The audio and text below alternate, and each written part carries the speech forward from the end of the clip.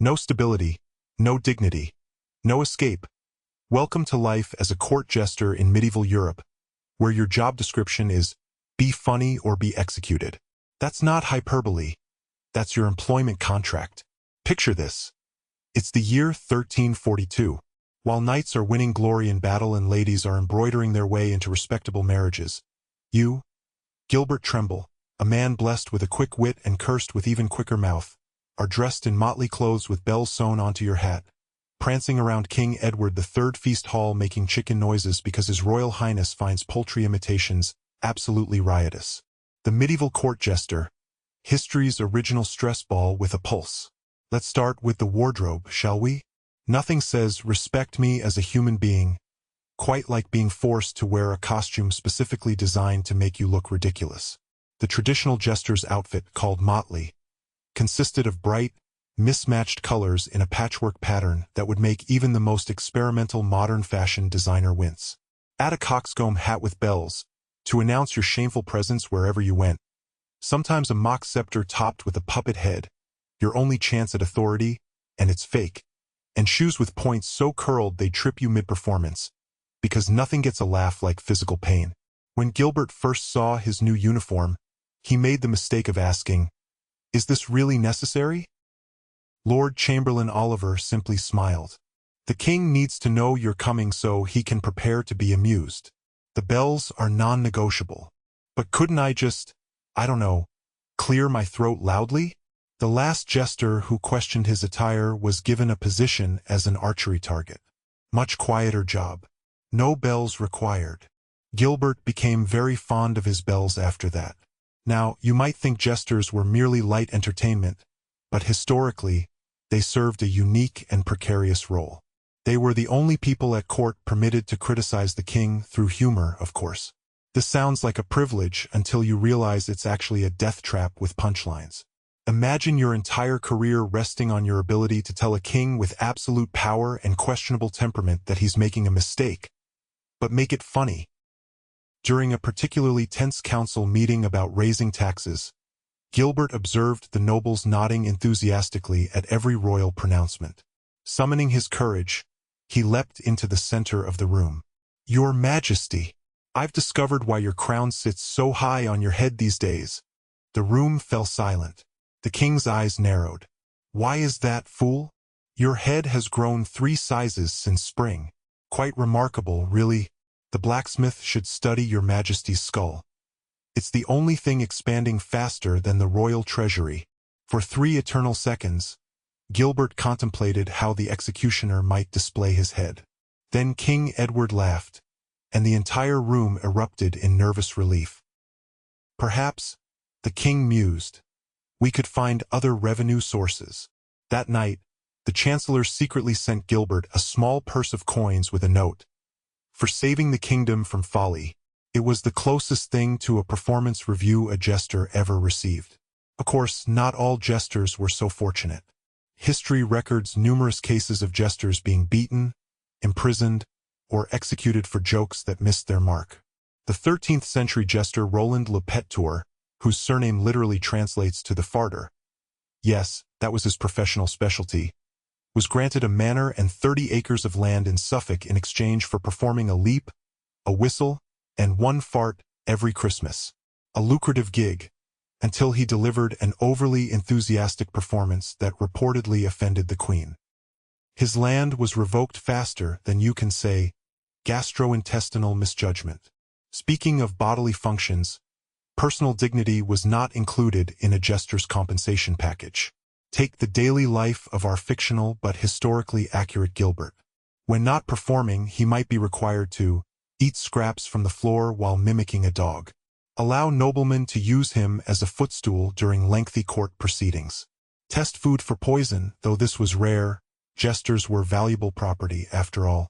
Sleep in the hall with the dogs, the fortunate ones, or in unheated storage rooms. Submit to being dunked in water, covered in wine, or pelted with food for nobles' amusement. But surely, you might protest, jesters were compensated well for their troubles? Oh, you sweet summer child. Jesters weren't paid regular wages. Instead, they received gifts. when the king remembered or felt generous. These might include cast-off clothing, leftover food, or if extremely lucky, small trinkets or coins. Their actual compensation was simply being permitted to continue living in the castle and eating relatively regularly, which in medieval times was actually not the worst deal. Gilbert once went 6 months without any gift beyond basic sustenance.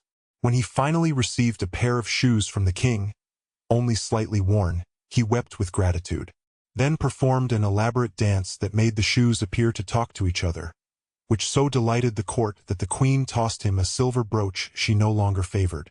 A fine investment, Gilbert later told Olivia Sutton, the kitchen maid who sometimes slipped him extra bread.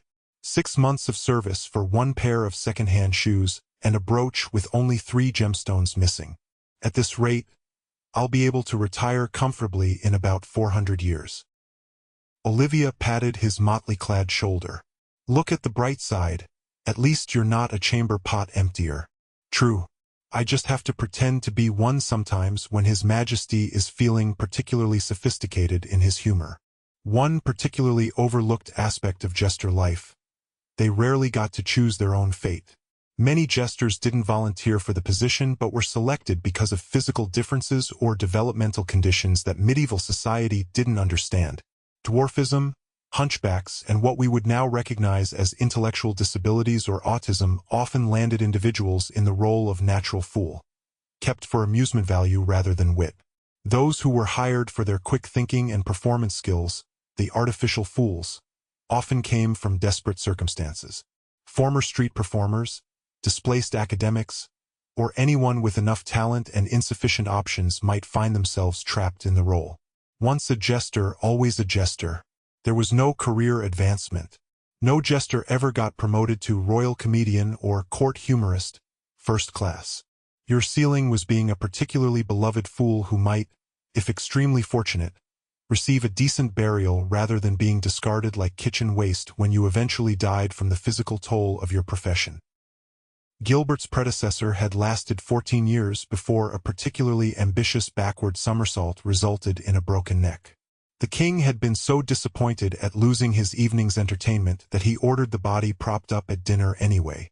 A chilling example of job commitment, Gilbert had muttered when told this story. I'll stick to juggling fruit. Thank you very much. Yet despite these hardships, court jesters did occasionally wield genuine influence. The most successful ones became trusted confidants precisely because they stood outside the normal power structure. Kings who grew paranoid about flattery and plots might trust only their fool to speak plainly. In 1340, when England was on the brink of financial collapse due to the early campaigns of the 100 Years' War, Edward III Jester reportedly prevented the execution of an unpopular tax collector by making the king laugh so hard he reconsidered his rash judgment. The historical record doesn't preserve what joke saved the man's life, probably for the best, given medieval humor's tendency toward the scatological. For Gilbert, his moment of genuine influence came during a diplomatic crisis with France.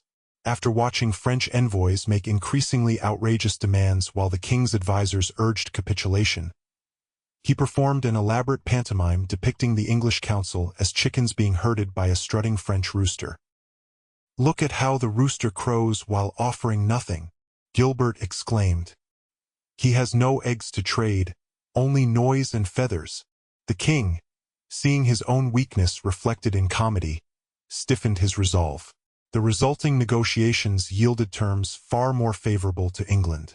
Later, Gilbert found himself summoned to the king's private chambers, a rare and terrifying honor. "You embarrassed me today, fool," the king said flatly. Gilbert dropped to his knees, bells jingling traitorously. "Forgive me, your majesty. I forgot my place." "No," Edward said, surprising him. "You were the only one who remembered your place. A jester's duty is truth wrapped in laughter. My counselors speak smooth falsehoods while you cackle harsh wisdom." He tossed Gilbert a small pouch that clinked with coins. "Never speak of this conversation.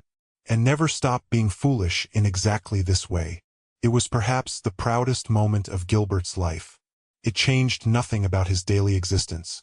That evening he still performed his regular routine of tumbling, joke-telling, and pretending his hat was possessed by the spirit of a lustful nun. Medieval humor, remember. But for one moment he had mattered.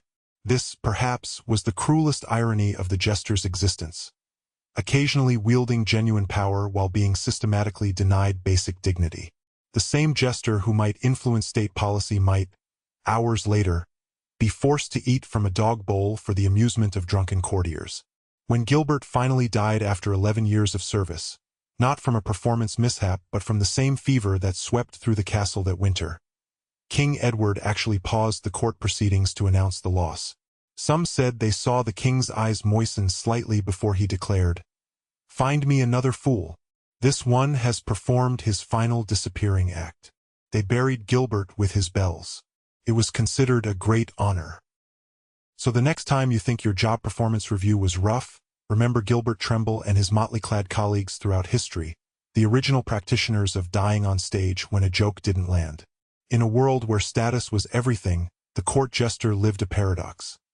Simultaneously the least and most powerful person in the room.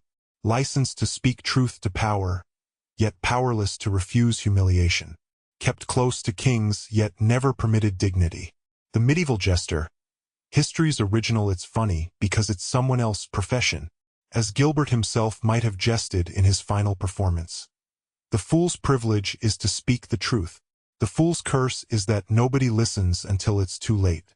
Much like this fever. I've been complaining about it for days, and now look, my final audience will be worms. And I hear they're a tough crowd.